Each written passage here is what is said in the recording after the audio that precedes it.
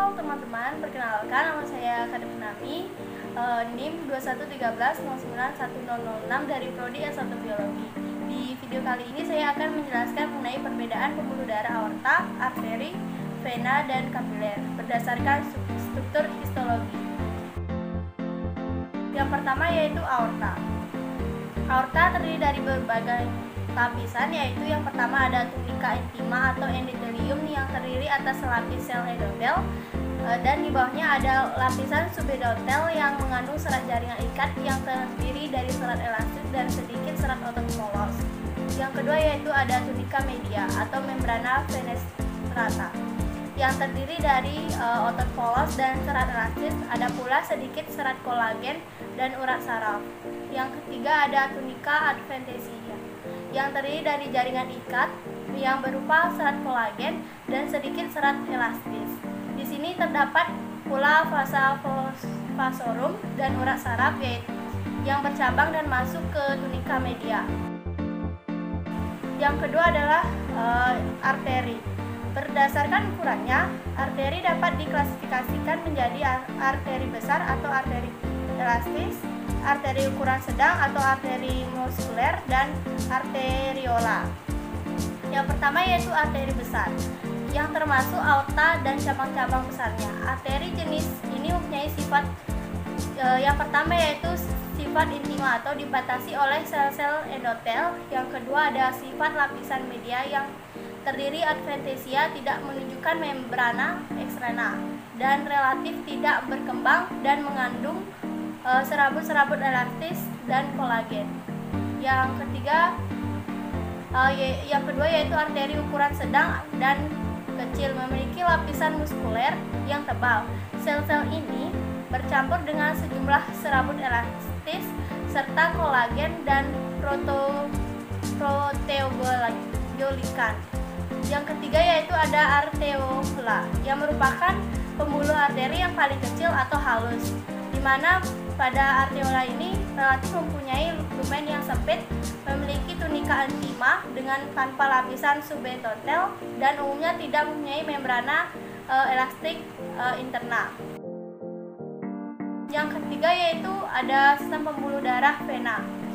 Vena ini yaitu yang terdiri dari tunika intima yang terdiri dari endotelium atau selnya pipis lapis dan subendotelium atau jaringan ikat tipis langsung berhubungan dengan tunika adventitia.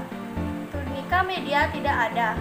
Tunika adventitia yang terdiri dari jaringan ikat longgar dengan serabut kolagen yang membentuk berkas-berkas longitudinal, sel fibroblast, dan sel otot polos, di mana pada vena ini digolongkan menjadi tiga, yaitu venula, vena ukuran kecil, vena besar.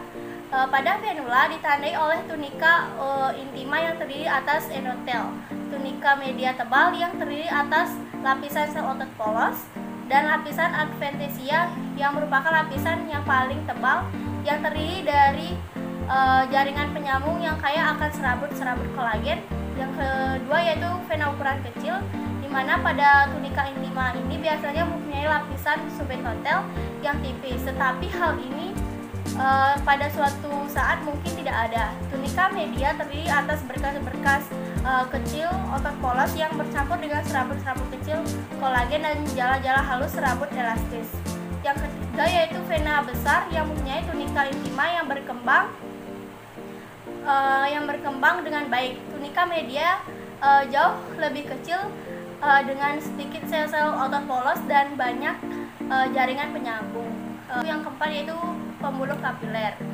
Kapiler tersusun atas selapis sel endotel yang berasal dari mesenkim, melingkar dalam bentuk tabung, mengelilingi ruang silindris garis tengah rata-rata kapiler. Kapiler dapat dikelompokkan menjadi tiga jenis, yaitu menurut struktur dinding sel endotelnya. Yang pertama yaitu ada kapiler kontinu, susunan sel endotel rapat. Yang kedua yaitu kapiler fenestrata atau perforata, ditandai oleh adanya pori-pori di antara sel endotel.